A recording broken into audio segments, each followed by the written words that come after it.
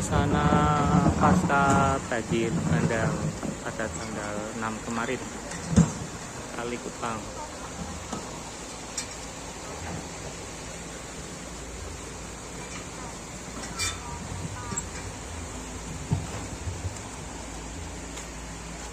Ini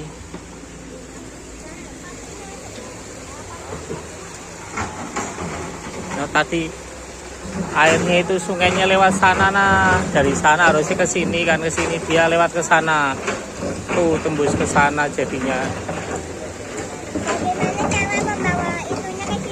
Nah, nggak tahu itu caranya bawanya gimana. Ini bendungan Kali Kupang masih diperbaiki.